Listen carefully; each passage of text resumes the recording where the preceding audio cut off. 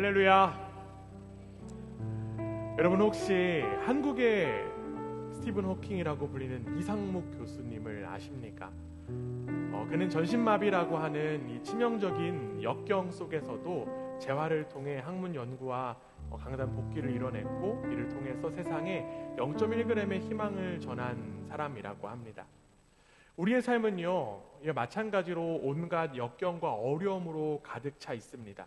물론 행복한 일도 있지만 그보다 힘든 일, 슬픈 일, 어려운 일, 가슴 아픈 일이 더욱더 많습니다. 그러나 여러분, 우리는 이 모든 역경을 얼마든지 이겨낼 수 있는 잠재적인 힘을 가지고 있습니다. 그리고 그 힘을 가리켜서요, 회복 탄력성이라고 부릅니다. 우리 함께 따라해 보겠습니다. 회복 탄력성. 자신에게 닥치는 온갖 역경과 어려움을 오히려 도약의 발판으로 삼는 힘이 바로 회복 탄력성이에요. 앞서 이야기한 이 이상묵 교수님은요, 역경을 딛고 일어나는 회복 탄력성을 통해 역경을 도약의 발판으로 삼은 대표적인 사례 가운데 하나입니다. 결국 중요한 것은요, 역경 자체에 있지 않고 역경을 겪는 사람입니다. 즉, 역경을 극복해낼 수 있는 힘, 회복 탄력성이 중요하다라고 하는 사실이에요. 오늘 우리는 말씀을 통해서 큰 역경 속에 있는 한 인물을 마주하게 되었습니다. 그는 바로 하박국이라고 하는 선지자입니다. 이 하박국이 처한 시대의 상황은요, 역경 그 자체였습니다. 그 역경이 얼마나 심한지 오늘 우리가 함께 읽은 본문 17절 말씀에는 그 역경에 대한 이야기가 나옵니다. 우리 다시 한 번 더 한 목소리로 함께 읽습니다. 시작.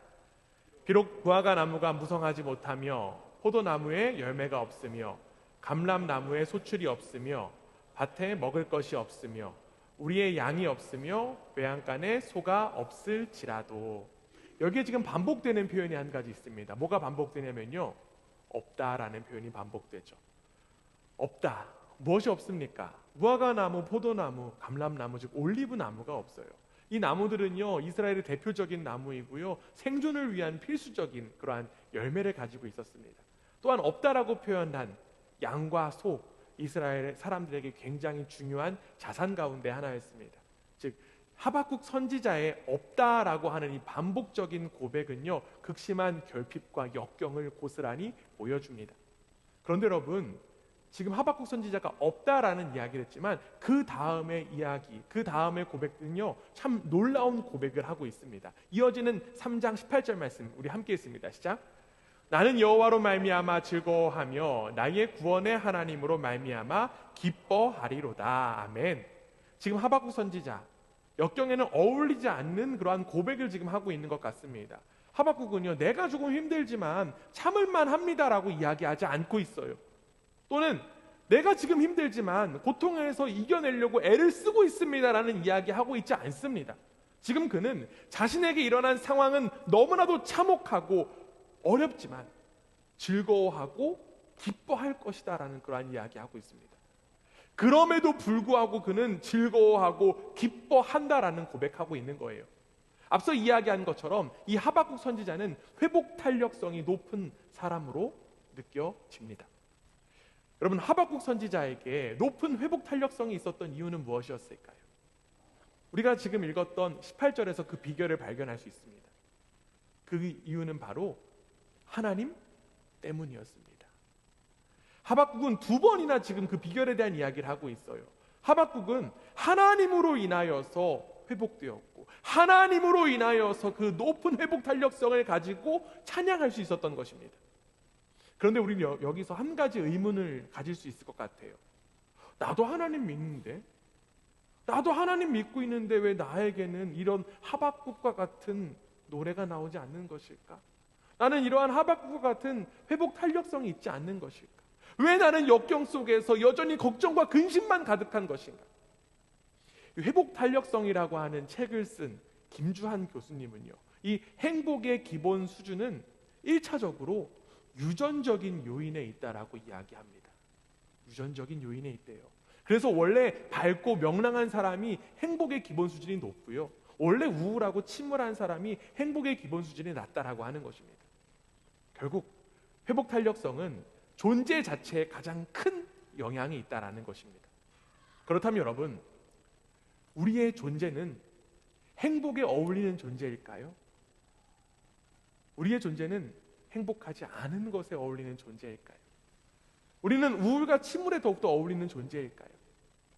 성경은 우리의 존재에 관하여서 이렇게 이야기합니다. 시편 51편 5절이에요. 우리 한 목소리로 함께 했습니다. 시작. 내가 죄악 중에서 출생하였으며 어머니가 죄 중에서 나를 잉태하였나이다. 여러분, 지금 시편의 시인이 뭐라고 이야기하냐면요, 나는 모태부터 죄인이다. 나는 모태 죄인입니다.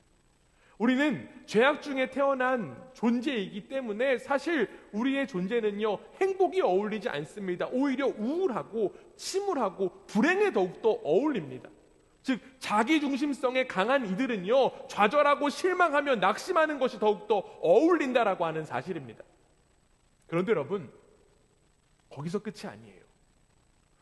우리가 믿고 지금도 여전히 다스리시는 하나님은 구원의 하나님이신 줄 믿습니다. 하나님은 우리 인간이 좌절하고 우울한 죽음의 삶을 사는 것을 원치 않으셨어요. 그래서 우리의 존재 한 명 한 명을 바꾸기 원하셨습니다.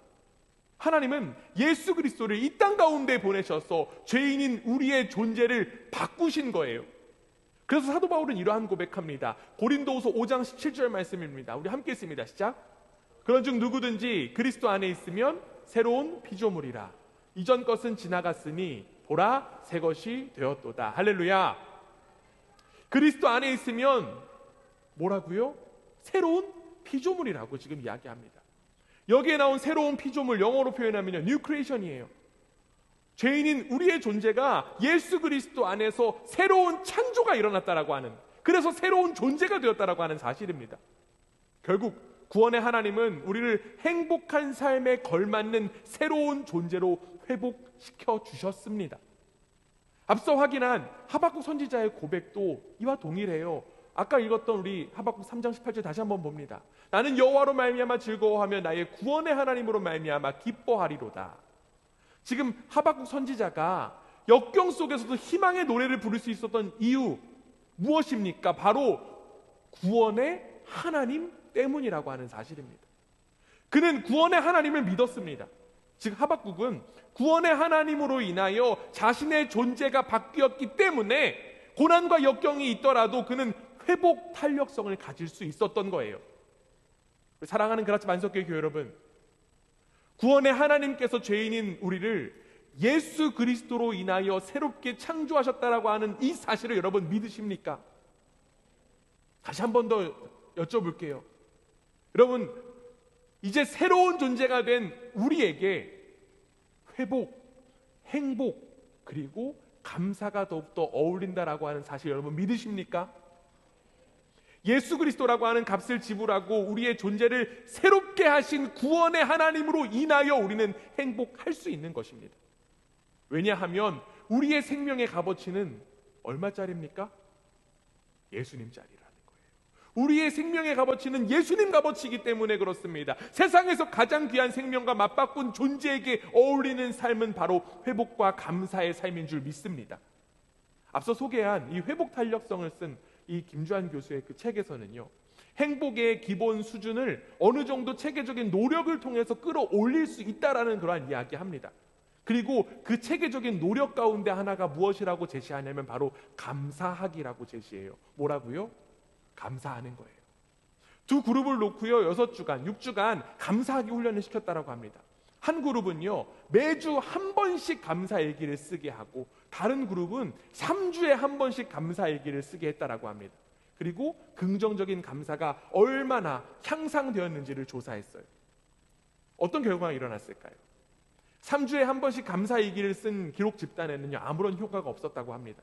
그러나 매주 감사일기를 쓴 집단은 긍정적인 효과가 나타났다라고 해요. 그러면서 이런 이야기합니다. 매일 밤 잠자리 들기 전에 그날 있었던 일들을 돌이켜보며 감사할 만한 일들 5가지를 적는 것이 회복 탄력성을 높이는 방법이다라는 이야기를 제시합니다. 이러한 감사하기의 효과에 대해서 여러분들 이미 익히 잘 알고 있으실 것입니다. 그래서 아마 여기 계신 분들 가운데서도 매일 감사 일기를 쓰시는 분들도 분명히 있을 것입니다. 감사를 통해서 인생을 변화시키는 일들이 실제로도 일어나고 있습니다. 그런데 여러분, 우리 기독교인들도요, 감사를 하죠. 우리도 감사를 고백합니다. 우리에게 감사도 익숙해요. 그런데 여러분, 우리가 믿는 기독교의 감사는 지금 이야기했던 감사와 방향이 다릅니다. 우리는 감사라고 하는 도구를 통해서 인생이 바뀐 것이 아니라 우리의 인생은 이미 누구로 인하여 바뀌었습니까? 예수 그리스도로 인하여서 바뀌었습니다. 우리는 어떠한 방법 가지고 노력 가지고 우리의 인생이 바뀌는 것이 아니라 우리의 인생은 이미 예수 그리스도라고 하는 생명으로 바뀌었습니다. 우리가 한 것 아무것도 없어요. 그러나 구원의 하나님의 그 은혜가 있었기 때문에 우리의 존재는 이미 새롭게 되었습니다. 그렇기 때문에 우리는 구원의 하나님을 향해서 감사를 고백하는 거예요. 하나님의 은혜로 나의 존재가 회복될 수 있는 이러한 내 새로운 존재가 되었기 때문에 우리에게는 감사가 자연스럽게 고백될 수밖에 없는 것입니다. 하박국 선지자는 이러한 고백해요. 하박국 3장 19절 우리가 함께 읽었던 말씀입니다. 다시 한번 읽습니다. 시작. 주 여호와는 나의 힘이시라. 나의 발을 사슴과 같게 하사 나를 나의 높은 곳으로 다니게 하시리로다. 이 노래는 지휘하는 사람을 위하여 내 수금에 맞춘 것이니라. 아멘. 지금 이 노래가 누구를 위한 노래라고 합니까? 지휘하는 사람을 위한 노래라고 합니다. 지휘하는 사람 하니까 또 아까 우리 지휘자가 탁 떠오르고 또 쳐다보시는 분들이 있을 텐데요. 여기에 나온 지휘자는 누구를 의미하는 것일까요? 그렇죠. 바로 창조주이시며 구원자이신 그리고 우리의 힘이 되신 하나님 아버지를 가리키는 표현입니다. 사랑하는 여러분, 우리 주님께서 우리의 삶의 지휘자가 되시는 줄 믿습니다. 여러분, 지휘자이신 하나님께 맞춰서 살아가는 삶이 바로 성도인 우리의 삶입니다. 지휘자의 알림과 상관없이 자기 멋대로 연주하는 사람, 자기 멋대로 노래하는 사람이 있다면 그 음악은 분명히 조화롭지 못할 것입니다. 여러분, 우리의 인생도 마찬가지죠. 우리는 예수 그리스도로 인하여 새롭게 된 우리의 인생은요, 지휘자이신 하나님께 맞춰서 살아가도록 설계되어 있습니다. 그래서 우리가 거기에 맞춰 살아가다 보면 우리의 인생은 자연스럽게 조화를 이룰 수 있다라고 하는 사실입니다. 여러분, 사도 바울은 이러한 고백해요. 빌립보서 4장 6절에서 7절 말씀입니다. 우리 함께 읽습니다. 시작. 아무것도 염려하지 말고 다만 모든 일에 기도와 간구로 너희 구할 것을 감사함으로 하나님께 아뢰라. 그리하면 모든 지각에 뛰어난 하나님의 평강이 그리스도 예수 안에서 너희 마음과 생각을 지키시리라. 아멘.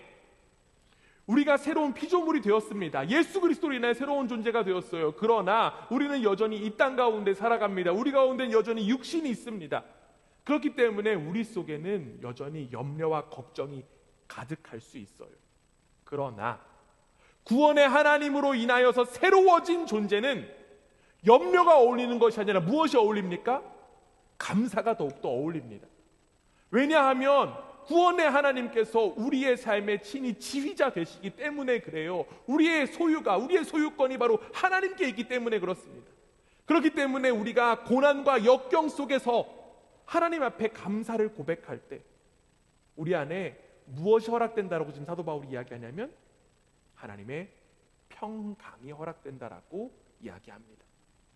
사랑하는 여러분, 구원의 하나님으로 새로워진 우리에게는 염려보다 무엇이 더욱더 어울린다고요? 감사가 더욱더 어울리는 줄 믿습니다. 여러분들의 삶 가운데 감사의 열매가 가득 맺히기를 주님의 이름으로 축원합니다. 우리는 감사를 통하여 하나님의 평강을 온전히 누리게 될 줄 믿습니다. 여러분, 신학자 마이스터 에크하르트는요, 우리가 드릴 수 있는 기도는 오직 감사합니다 한마디뿐이다 라는 그러한 이야기했습니다. 인생의 비극은 고통과 역경을 겪는 데 있는 것이 아니라 자신이 이미 받은 것들의 소중함을 깨닫지 못하고 이미 은혜 속에 살고 있음에 대해서 감사하지 못하는 마음 가운데 있습니다. 이제 우리 가운데 허락된 그 구원의 은혜를 기억하며 감사의 삶을 살아가는 여러분 한 사람 한 사람 되기를 주님의 이름으로 축원합니다. 특별히 예수 그리스도 안에서 새로워진 우리 공동체에도 가장 어울리는 열매가 무엇일까요? 감사의 열매예요. 그래서 여러분, 이번 한 주간 또 한 달 정도 여러분들에게 과제와 미션을 하나씩 드리려고 합니다.